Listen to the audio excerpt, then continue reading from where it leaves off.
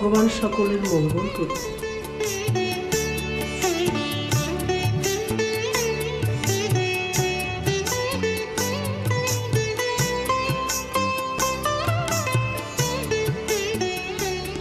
কিছু বলবি?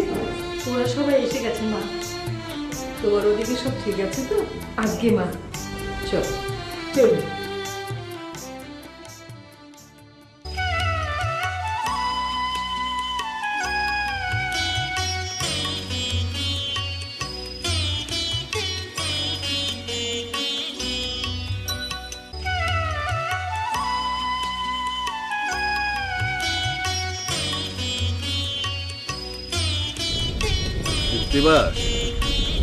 বহুদিন পর পায়ে হেঁটে গ্রাম পরিদর্শনে বেরিয়েছি, আমার কিন্তু বেশ ভালো লাগছে। বাবু, আপনি যথার্থই বলেছেন, আমারও ভীষণ ভালো লাগছে। জমিদার হয়েও আপনি পদব্রজে গ্রাম পরিদর্শনে বেরিয়েছেন, এমন দৃষ্টান্ত বাবু সত্যিই বিরল। গায়ের লোকেরা আপনাকে অত্যাচারী জমিদার হিসেবে জানলেও শাসক হিসেবে আপনার সফলতাকে অস্বীকার করবার কোনো উপায় নেই বাবু। একটা কথা কি জানিস, প্রজাদের কাছ থেকে ঠিকমতো খাজনা আদায় না করলে জমিদারি ভালো মতো চলে না। তাই মাঝে মধ্যে আমাকে কঠিন হতে হয়। তা তো হতেই হবে বাবু, জমিদারি চালানো কি সহজ কথা? গায়ের ছোট লোকগুলোর কাছ থেকে খাজনা আদায় কিন্তু চারটিখানি কথা নয় বাবু। এদের সাথে নরম সুরে কথা বললে এরা মাথায় ওঠে, খাজনা আদায়ের তো প্রশ্নই ওঠে না। চল ওদিকটা দেখি। হ্যাঁ,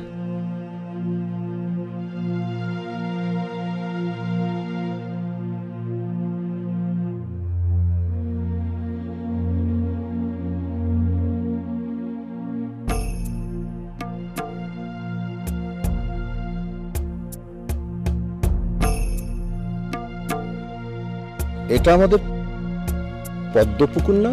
আগে জি কথা বাবু।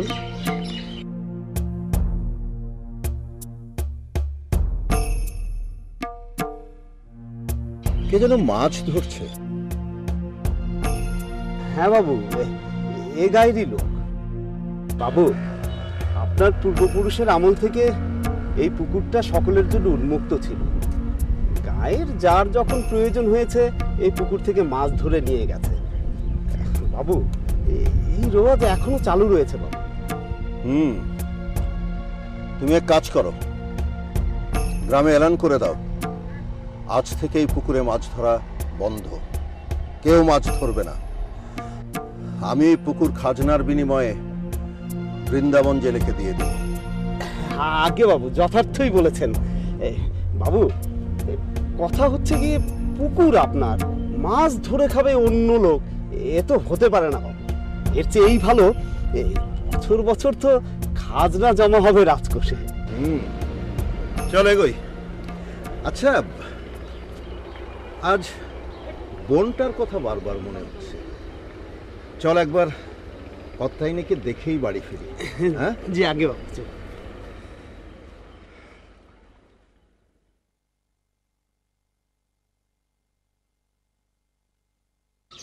মা ঠাকুর নিজে এসে আপনাদের খাবার পরিবেশন করবে।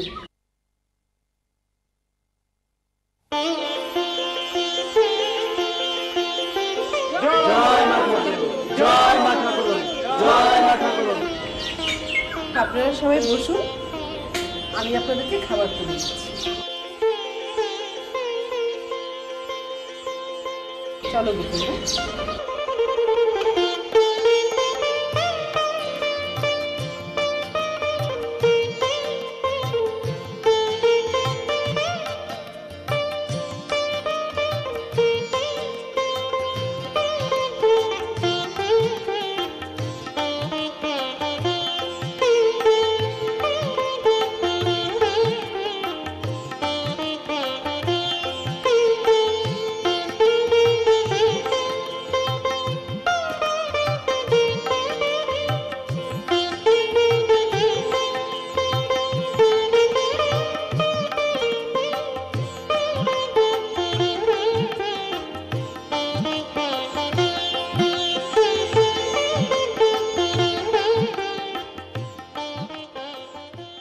তাইনি তাইনি।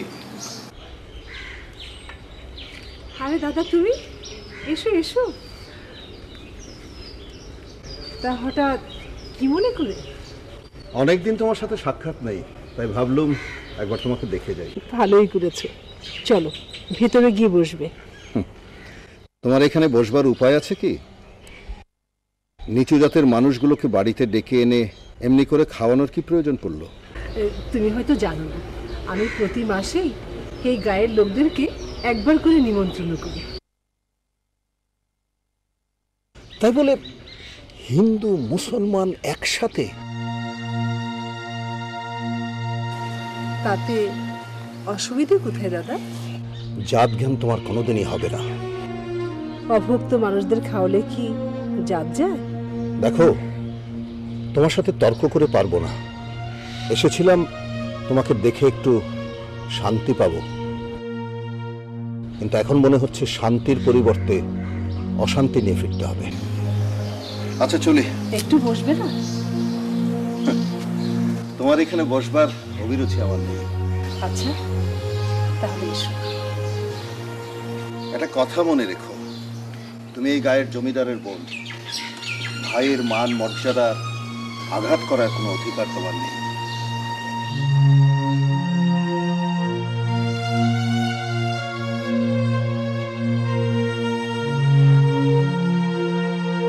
একটি বিশেষ ঘোষণা, অদ্য হইতে পদ্মপুকুর আর সর্বসাধারণের জন্য উন্মুক্ত থাকিবে না। পদ্মপুকুরে প্রজা সাধারণ আর মৎস্য শিকার করিতে পারিবে না।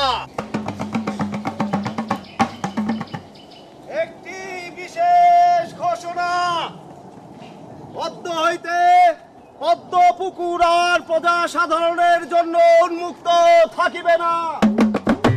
পদ্মপুকুরে প্রজা সাধারণ আর মৎস্য শিকার করিতে পারিবে না।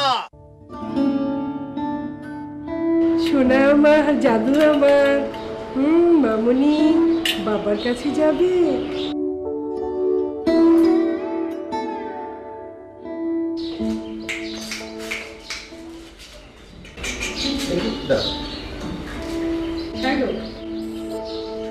আজ ফিরতে এত দেরি হলো যে? অনেক কাজ ছিল, কাজ শেষ করে ফিরতে দেরি হয়ে গেল। ঠাকুরজিকে অনেকদিন দেখি না, তার কোনো খবরও জানি না। তাকে একবার এ বাড়িতে আসতে বললে হয় না? গতকাল ওর বাড়ি গিয়েছিলাম।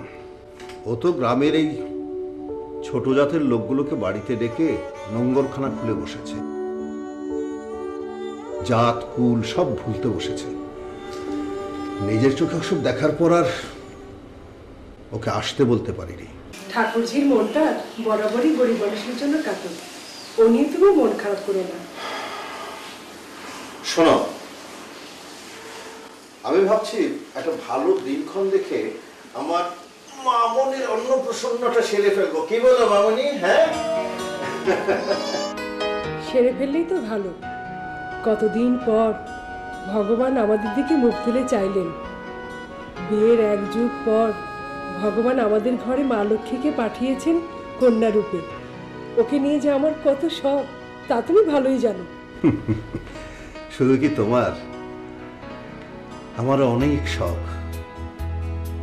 আমার মামনির অন্নপ্রাশন এত ধুমধাম করে করব যে 10 গায়ের লোক অনেক দিন মনে রাখবে।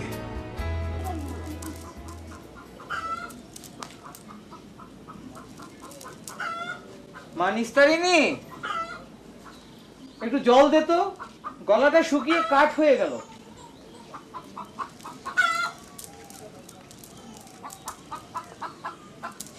বাবা জল।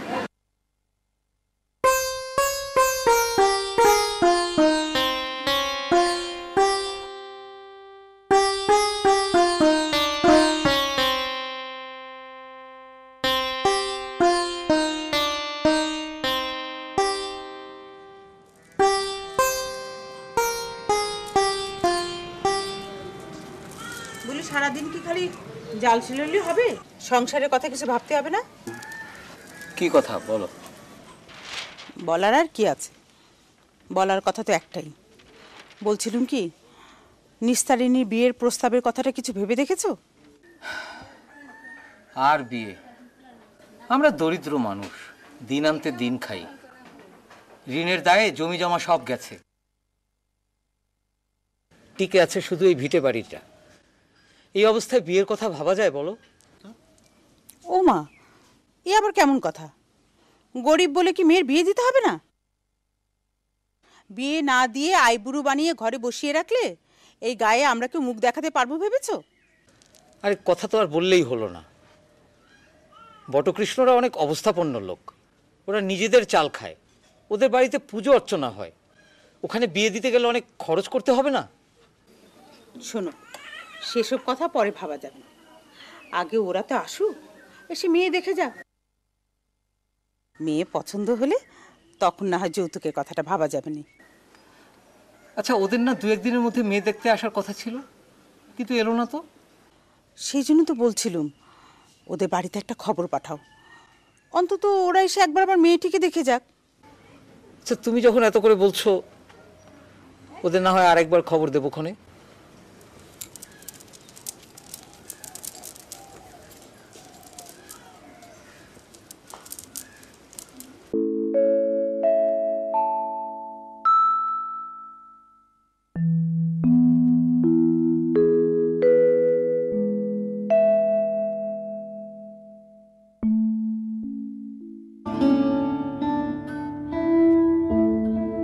নমস্কার মা ঠাকুরী। বুঝেছি, তোমার মাসিক ভাতা তো? হ্যাঁ মা। গুপির মা, বুড়িমাকে তার পাওনাটা বুঝিয়ে দাও। ওসব নিয়ে ভাববেন না মা ঠাকুরুন, সময় মতো সব হয়ে যাবে। এসো বুড়িমা, যাও এসো। বুড়িমা, যাও।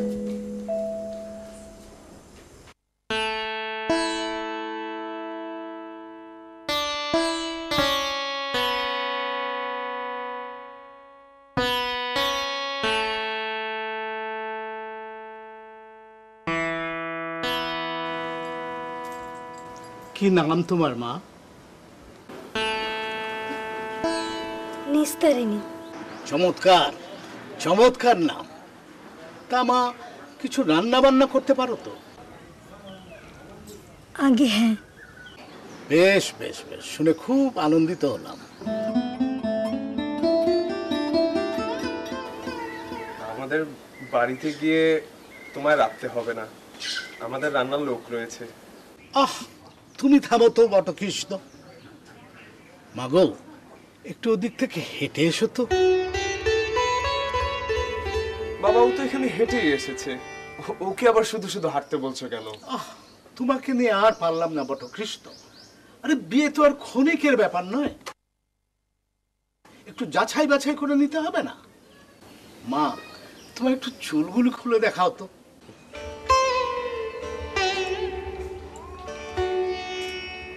আহ, বেশ সুন্দর চুল তো। কি গো, তুমি দাঁড়িয়ে রইলে কেন?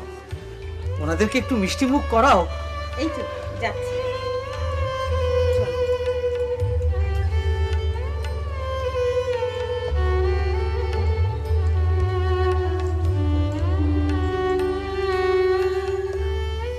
বাবা, মেয়ে আমার খুব পছন্দ হয়েছে, আমি এখানেই বিয়ে করব।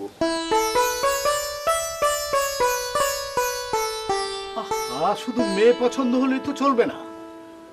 আরে মেয়ের বিয়েতে যা যা দরকার তা দেওয়ার সামর্থ্য আছে কিনা সেটাও তো দেখতে হবে নাকি? সামর্থ্য না থাকলে না দেবে, আমি যৌতুক চাই না বাবা। কি বোকার মতো কথা বলছো? হ্যাঁ, আরে যৌতুক ছাড়া হিন্দু মেয়েদের বিয়ে হতে নেই। আর তাছাড়া তুমি না চাইলেও সমাজে আমাদের একটা মান সম্মান আছে না? একেবারে কিছু না হলে আমাদের কি আর মান সম্মান থাকে?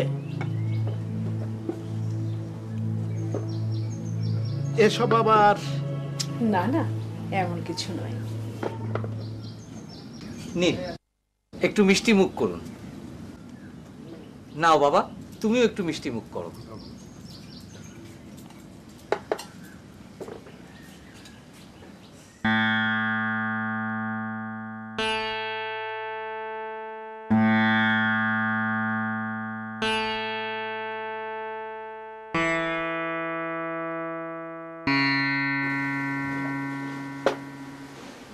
আমাদের পছন্দ হয়েছে। নিন একটু পান নিন। তবে তবে কি? বোঝেনি তো, সমাজে আমাদের একটা মান সম্মান আছে। সেভাবে যদি মেয়েকে সাজিয়ে গুজিয়ে দিতে পারেন তাহলে এই মাসেই বিয়ের দিনক্ষণ একটা ঠিক করে ফেলতে পারেন। আগে খুব বেশি কিছু করার সামর্থ্য আমাদের নেই। পাড়া প্রতিবেশীরা আমাদেরকে খুব ভালোবাসে। তাদের সহযোগিতায় বরযাত্রীদেরকে একটু আপ্যায়ন করাতে পারবো আর কি, এর চেয়ে বেশি কিছু পারবো না। সে কি, মেয়েকে দুগোছা গহনা গড়িয়ে দেবেন না? ছেলেকে 200 টাকাও কি দেবেন না? সে সামর্থ্য আমাদের নেই। না, তাহলে তো এখানে বিয়ে চলে না। চলো বাবা, ওঠো। বাবা দয়া করুন, আমার একটি মাত্র মেয়ে, সামর্থ্য থাকলে আমি সবকিছু ওকে দিয়ে দিই। ছাড়ুন, হাত ছাড়ুন। আরে সামর্থ্য নেই বললেই হলো? আমারও তো একটি মাত্র ছেলে, আমার তো স্বাদ আলাদ বলে কিছু আছে নাকি? চলো, এসো। বাবা চেষ্টা করো বাবা, আমি আবারও আসবো। আসো।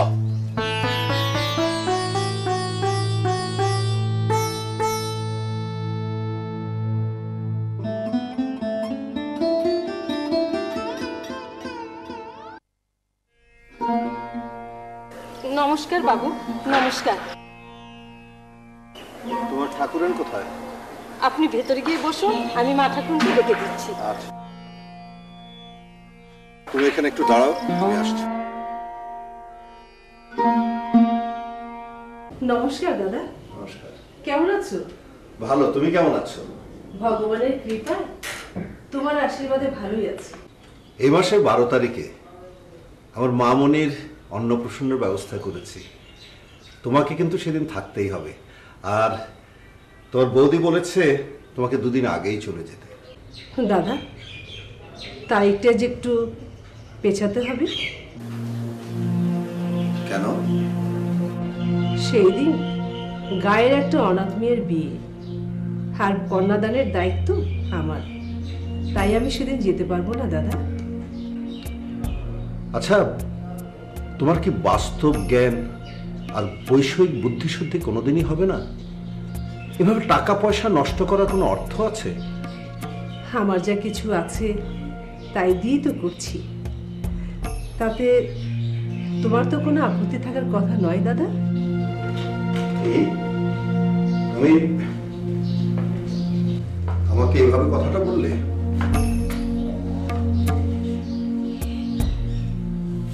দাদা, অনেক স্বাদ করে তো আমার বিয়ে দিয়েছি, কিন্তু শেষ সুখ আমার কপালে সইল না।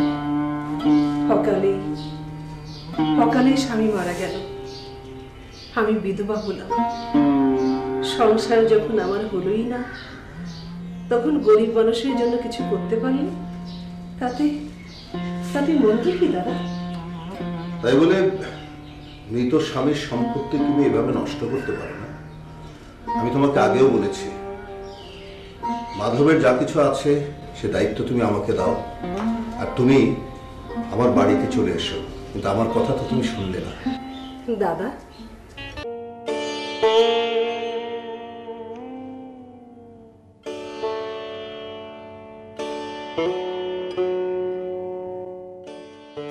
নাও।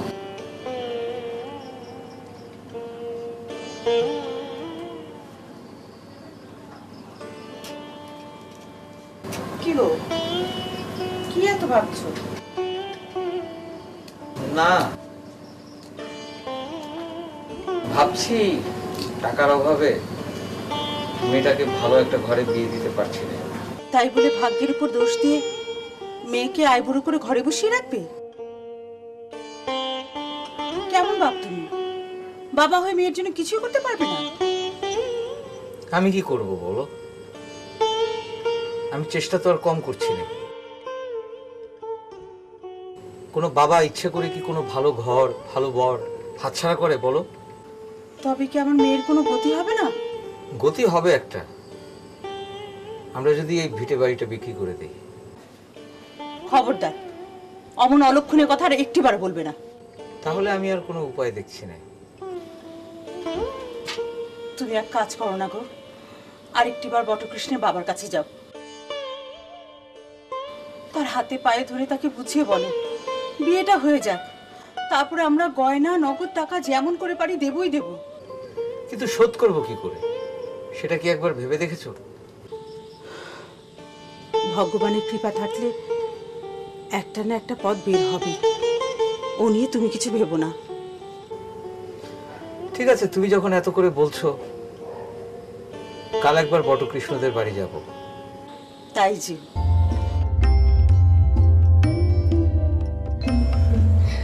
এতদিন পর বৌদির কথা মনে পড়লো?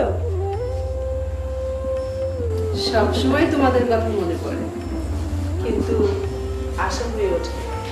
কিন্তু সেদিন দাদা বলল তুমি নাকি জরুরি তলব করেছো, তাই চলে এলো। বেশ করেছো। তুমি নাকি তোমার ভাইজির অন্নপ্রাশনের তারিখটা বদলাতে বলেছ, তাই তোমার দাদা দুদিন পিছিয়ে দিয়েছে। বেশ করেছে, তা আমি একদিন আগেই চলে আসবো। আমার ভাইজিটি কোথায়? ওই তো পাশের ঘরে ঘুমোচ্ছে।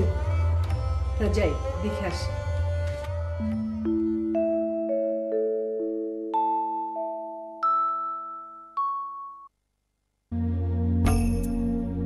কর্তাবাবু, এরা খাজনা পরিশোধ করে, তাই এদেরকে আপনার সামনে এনে হাজির করেছি। হ্যাঁ, তুমি খাজনা দাওনি কেন? কর্তাবাবু, আমাদের জমিতে এবার ফসল হয়নি, খাজনা দেবো কোত্থেকে? কর্তাবাবু, আমাদের খাজনাটা মওকুফ করে দেন। খাজনা মওকুফ করে দিলে জমিদারের লাটে উঠবে, তাই তোমাদের প্রত্যেককে খাজনা দিতে হবে। কর্তাবাবু, খাজনা মওকুফ না করলে আমাদের বৌঝি নিয়ে যে না খেয়ে মরতে হবে। কর্তাবাবু চুপ করবে এত, কর্তাবাবুর মুখের উপরে কথা। দয়া করুন কর্তাবাবু, আমাদের উপর দয়া করুন। কৃত্তিবাস, যারা আমার কথায় প্রতিবাদ জানায়, আমার কথার অবাধ্য হয়, তাদের চাবুক মারো।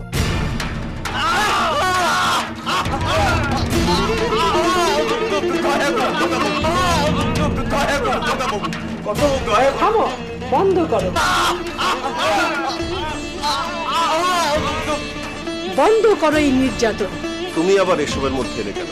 আর কতদিন, আর কতদিন দুর্বলের উপর অত্যাচার চলবে, দুঃখী মানুষের উপরে নির্যাতন চলবে বলতে পারো দাদা? এসব তুমি বুঝবে না, তুমি ভেতরে যাও। খাজনা আদায় না হলে আমার জমিদারি লাটে উঠবে। কাকে চাবুক মারছো দাদা? এরা তো আমাদের দেশের মানুষ।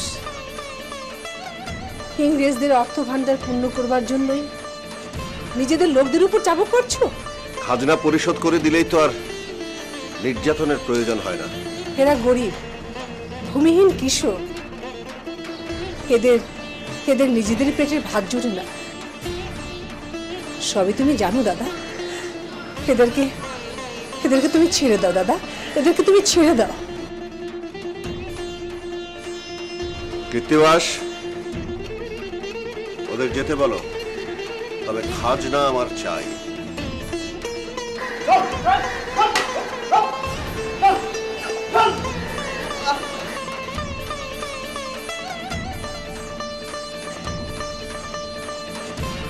কাজটা কি তুমি ঠিক করলে?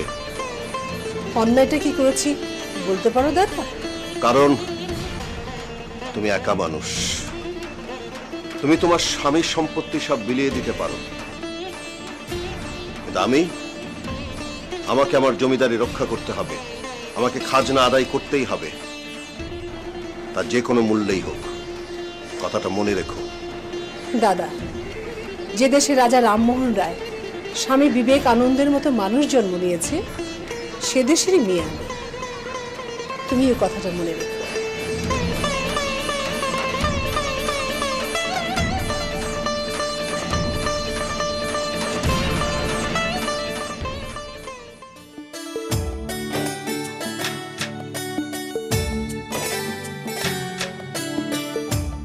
আমায় চিনতে পেরেছো? বলো তো কে আমি? সেদিন আমাদের বাড়ি এসেছিলেন না? জানো, তোমাকে না আমার ভীষণ মনে ধরেছে। আমাকে তোমার কেমন লেগেছে? যাই লাগুক, বিয়ে তো আর হচ্ছে না। কেন কেন বিয়ে হবে না? আমি তোমাকেই বিয়ে করব। আমার বাবা যৌতুক দিতে পারবে না। তাতে কি, তোমার বাবার সাথে আমার বাবার কথা পাকাপাকি হয়ে গেছে। সামনের সপ্তাহেই বিয়ে। আর তারপর ধীরে ধীরে তোমার বাবা যৌতুক টাকা পরিশোধ করবেন।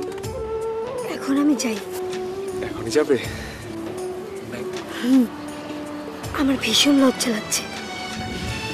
তাহলে এসো, তোমার সাথে আবার দেখা হবে বাসর রাতে। যা, দুষ্টু কোথাকার।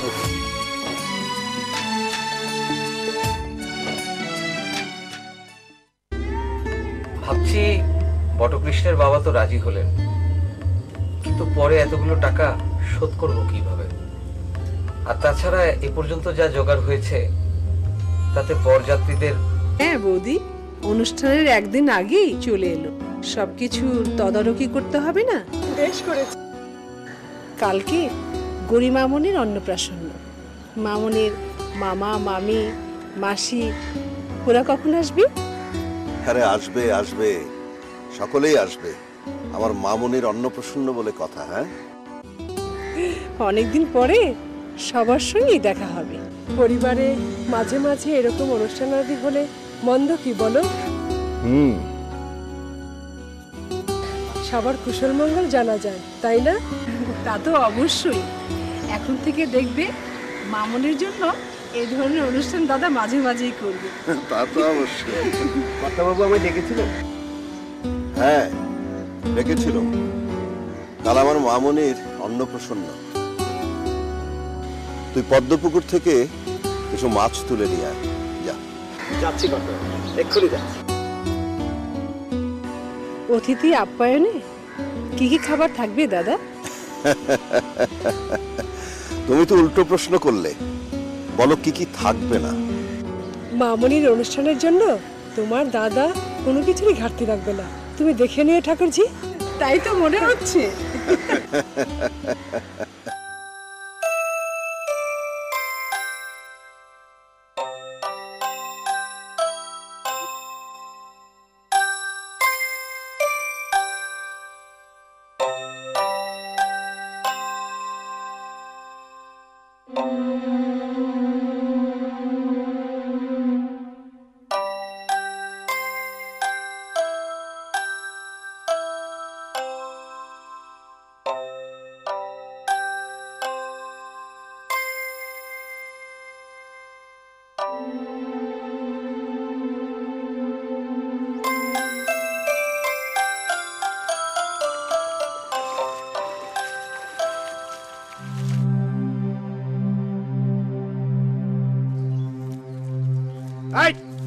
এই মাস্টানে, আরে আরে কে কি করছেন? বৃন্দাবন জেলে আসছে, পুকুরে জাল ফেলবে। তুই কার হুকুমে পদ্মপুকুর থেকে মাছ ধরছিস? কেন, এই পুকুর তো সর্বসাধারণের জন্য খোলা। সেদিন জমিদার বাবু পদ্মপুকুর সর্বসাধারণের জন্য নিষিদ্ধ ঘোষণা করেছেন, তুমি শুনতে পাওনি? না, আমি শুনতে পাইনি। আমার উপর দয়া করুন, আমাকে বিশ্বাস করুন। আগামীকাল আমার মেয়ের বিয়ে, এই মাছটা নেবেন না। মাছটা আমাকে ফিরিয়ে দিন, বিশ্বাস করুন, আমি জানতাম না। মাছ ভেতর বাড়িতে নিয়ে যা। চলো, জমিদার বাবুর কাছে চলো। বিশ্বাস করুন, আমি জানতাম না। আমাকে দয়া করুন, আমাকে দয়া করুন, আমাকে দয়া করুন।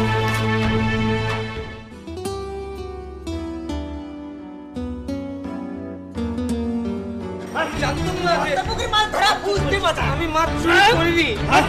আমাকে ছেড়ে দিন, আমার মা ছেড়ে দিবে। কর্তাবাবু, কর্তাবাবু পুকুর থেকে মাছ চুরি করছিল। কি মাছ চুরি করছিল?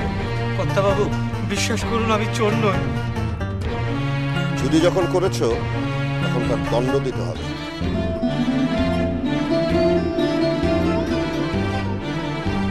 কৃত্তিবাস, ওর কাছ থেকে 10 টাকা আদায় করো।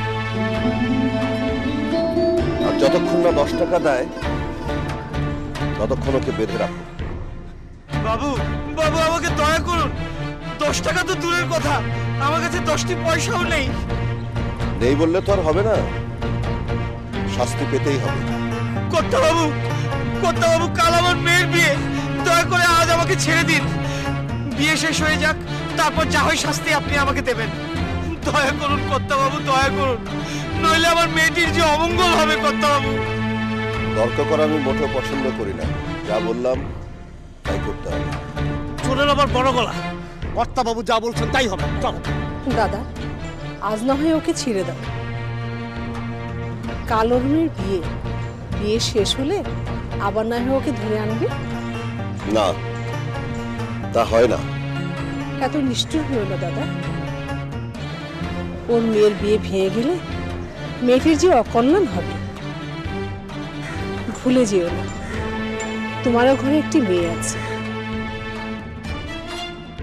অন্যের অকল্যাণ করলে নিজেরও যে অকল্যাণ হবে দাদা। এই ছোট লোকগুলোকে ছেড়ে দিলে ওরা আবার চুরি করবে, বারবার চুরি করবে। এই তোরা ওকে নিয়ে গিয়ে বেঁধে রাখ। যতক্ষণ না টাকা আদায় হয় ততক্ষণ বেঁধে রাখবি। আগে কথা।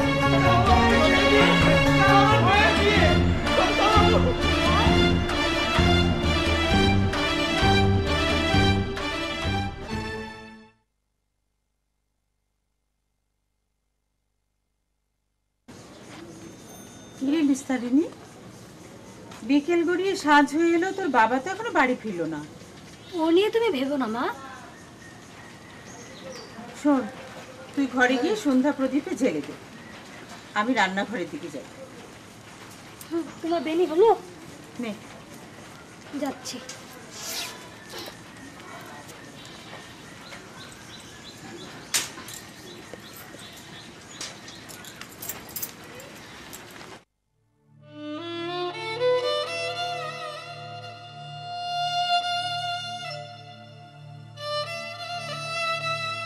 উদ্ধব বাবু,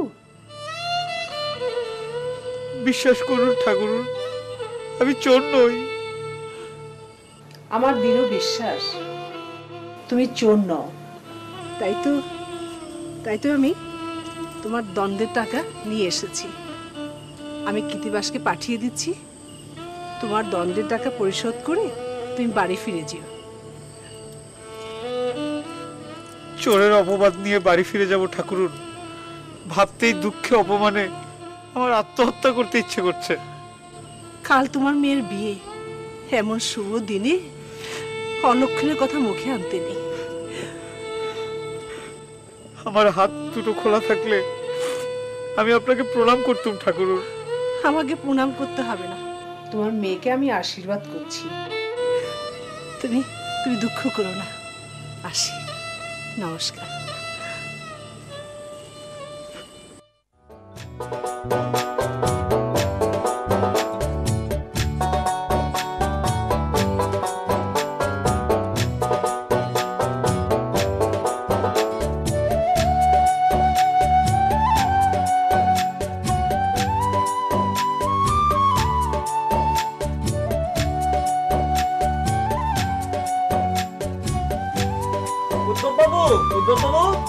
সেদিকে আসুন তো। আগে আপনারা আর এসব আর এগুলো পাঠালেনি বাকি?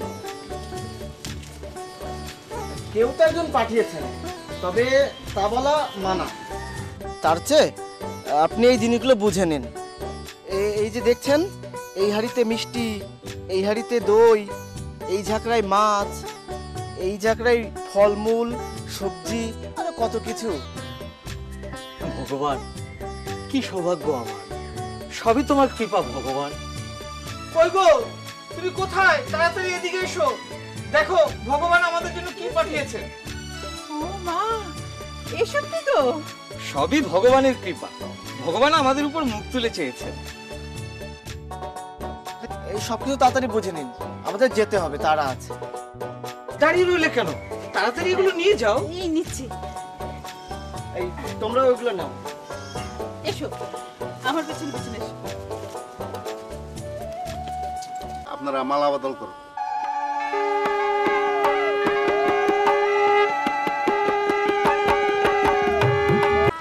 আমার যে কি আনন্দ হচ্ছে আমি তা ভাষায় প্রকাশ করতে পারছি না। আমার দাদা কাল তোমাকে চোর বলে অপবাদ দিয়েছে, অপমান করেছে। তুমি কিছু মনে করো না। কই তোমার মেয়ে জামাইকে?